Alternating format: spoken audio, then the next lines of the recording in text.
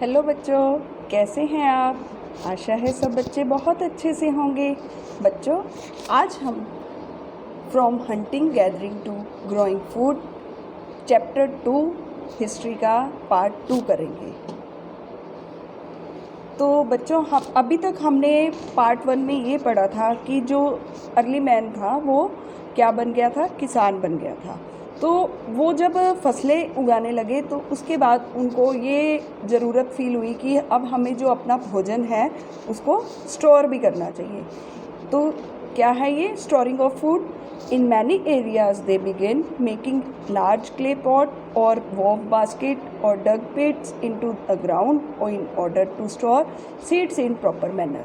तो जो early man था वो क्या करने लगा, उन्होंने उसको स्टोर करने के लिए कुछ टोकरियाँ बनानी शुरू कर दी, है ना, और बर्तन बनाने, मिट्टी के बर्तन बनाने शुरू किए जिसमें वो अपना जो अनाज था उसको स्टोर करते थे। और कुछ लोगों ने तो मतलब कुछ जगह पे तो उन्होंने खड्डे भी खोदे ज़मीन में अनाज को स्टोर करने के लिए। Animal give us milk, meat, eggs. Now people started keeping animal as food source. In other words, animal were reared as store of food. तो इस टाइम पे आके उनको ये पता लग गया था कि जो एनिमल्स हैं उससे हमें दूध मिलता है, मीट मिलता है और एग्स मिलते हैं। तो अब उन्होंने उसको जो हमारे जो जानवर थे, ये एनिमल्स थे, इनको उन्होंने as a store use, food का स्टोर ही समझ लिया। मतलब कि उनको ये पता लग गया कि हमें इससे लंबे टाइम तक दूध, मीट वगैरह, हमें अंडे मिल सकते हैं। The first farmers and herders early settlement sites. तो ये मतलब जो अर्ली मैन थे उनकी साइट्स कौन सी थी? तो साइट्स आपको मैंने पहले भी बताया है कि जहाँ पर वो लोग रहते थे, बस्तियाँ। तो वो कौन सी थी? Each blue square marks a site of early farmers and herders settlements. Main sites are Mehrgarh, Daojali, Hading, Mahagarh और बुर्जा होम। तो जो उनकी ये साइट्स थी, ये मेन साइट्स ये 4 थी। उसके बाद है how do we know about these sites. हमें इन साइट्स के बारे में कैसे पता लगा? जो हमारे आर्कियोलॉजिस्ट हैं उन्होंने इसके जो सबूत हैं हमें ढूंढ कर बताए हैं। जैसे archaeologist have found evidence in form of water, of plant and animal bone remains. जो आर्कियोलॉजिस्ट हैं उनको मतलब मिले हैं इसके जो एविडेंस हैं कि कुछ प्लांट्स के हड्डियाँ, उनकी जानवरों की हड्डियाँ वगैरह उनको मिली हैं। Scientist study these remains. जो साइंटिस्ट हैं वो इस पर स्टडी भी कर रहे हैं। One of the most exciting finds includes remains of burnt grain. और कुछ तो जले हुए अवशेष भी मिले हैं।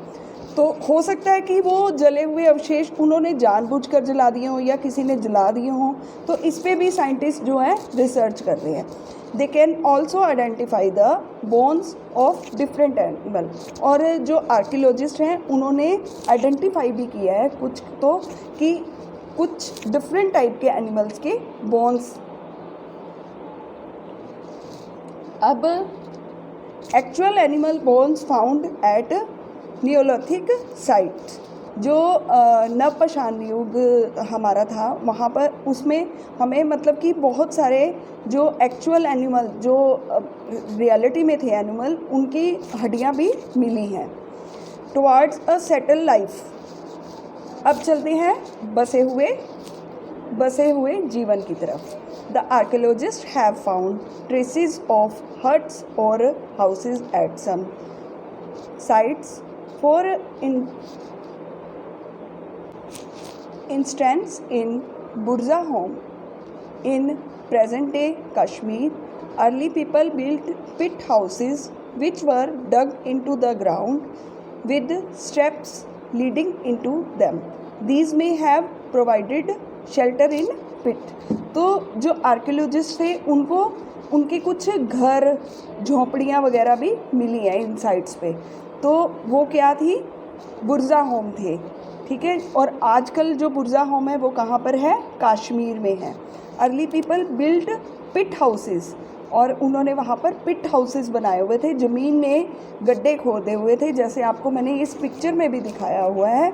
तो वो वहाँ पर आश्रय लेते थे। तो archaeologist have found cooking hearths both inside and outside the hearths. तो हर्ट्स क्या चीज़ होती हैं, चूल्हा।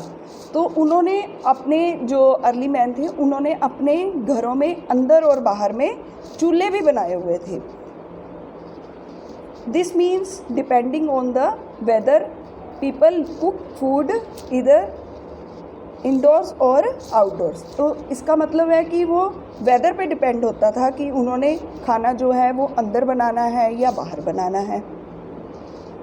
न्यूलिथिक टूल्स, अब ये क्या था, इसमें ये हुआ जो नवपाषाण युग था उसमें जो टूल्स थे, जो उपकरण थे वो कैसे थे। New tools introduced, Neolithic tools had better edge and were sharper than earlier tool. जो न्यूलिथिक युग था, नवपाषाण युग जिसको हम कहते हैं, वो उसमें जो उनके टूल्स थे उसका जो एज था वो पहले से बहुत बेटर था, और जो टूल्स थे वो पहले के कंपैरेटिवली बहुत ज़्यादा शार्प भी थे। इसमें उन्होंने, आपको ये देखो पिक्चर में भी मैंने दिखाया है कि मुसला, वो मुसला का यूज़ करते थे। मोर्टार्स and pastels were used for grinding grains. तो वो अनाज पीसने के लिए किसका यूज़ करते थे, मुसला का यूज़ करते थे। Earthen pots apart from storing pots were also used to cook food such as wheat, rice, pulses। अब उन्होंने मिट्टी के बर्तन भी बनाए हुए थे। वो बर्तन स्टोरेज के लिए तो ठीक थे, फिर उनको ये नीड हुई कि उसको खाना बनाने के लिए भी उनको जो बर्तन हैं वो उन्होंने मिट्टी के बनाने शुरू कर दिए। वीविंग क्लॉथ, आपको पहले बताया है कि वो स्टिचिंग करते थे। किसकी स्टिचिंग करते थे, जानवरों की खाल की। Now early women began weaving cloth using different kinds of material, for example cotton. Archaeologist have found traces of fibres at sites. These tells us that they started weaving cloths. तो जो archaeologist थे उनको उसके अवशेष भी मिले हैं कि जो अर्ली मैन थे वो क्लॉथ वीविंग करते थे। उनको पहले वो स्टिचिंग करते थे खाल से, जानवरों की खाल से। फिर उनको धीरे धीरे जब उन्होंने फसलें उगानी शुरू की तो उनको कॉटन मिलनी स्टार्ट हुई, कपास मिलनी शुरू हुई। फिर जानवरों का पालन, जानवर जो थे उन्होंने पालने शुरू किए, तो वहाँ से उनको ऊन मिलनी शुरू हुई। भेड़ों से ऊन मिलती है ना, तो उससे उन्होंने अलग अलग तरह के क्लॉथ्स की वीविंग स्टार्ट की, और उसके जो एविडेंस हैं वो आर्कियोलॉजिस्ट को मिले भी हैं। Did things change everywhere and all at once. अब आपको क्या लगता है कि जो ये चेंजेस थे ये बहुत जल्दी आ गए थे। Number in many areas, men and women still continued to hunt and gather food, and elsewhere people adopted farming and herding slowly। जो बहुत सारे एरियाज़ ऐसे थे जहाँ पर जो औरतें हैं और आदमी हैं वो अभी भी कॉन्टिन्यूसली शिकार करते थे, भोजन इकट्ठा करते थे और इधर से उधर मतलब कि खाना बदोश की तरह जीवन व्यतीत करते थे। लेकिन ये सब चेंजेस होने के लिए बहुत टाइम लगा। धीरे धीरे ये सब चेंजेस आए हैं कि उन्होंने किसान बने। आपको मैंने पहले बताया है जैसे कि जो किसान है वो कैसे बना, है ना। धीरे धीरे मतलब एकदम से नहीं सब कुछ हुआ, धीरे धीरे उस चीज़ को होने के लिए टाइम लगा। It happened over a period of several thousand of year. इसको होने के लिए कितना टाइम लगा, 1000 ईयर्स लगे। Let us study about Mehrgarh site. अब मेहरगढ़ साइट्स में क्या था location? This site is located in a fertile plain near the Bolan Pass, modern day Pakistan. Mehrgarh is site of one of the earliest village settlements. तो ये जो मेहरगढ़ थे, यहाँ की जो साइट्स थी, ये अब आजकल हम इसको मॉडर्न टाइम में उसको कौन सी जगह बोलते हैं? Pakistan.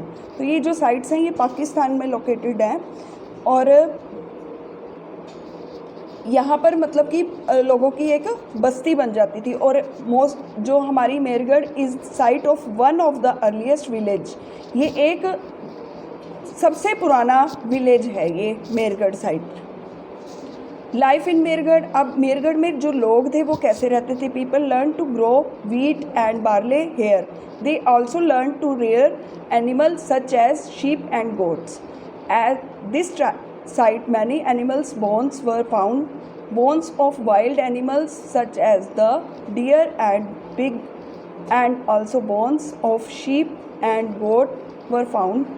This tells us that they reared animals.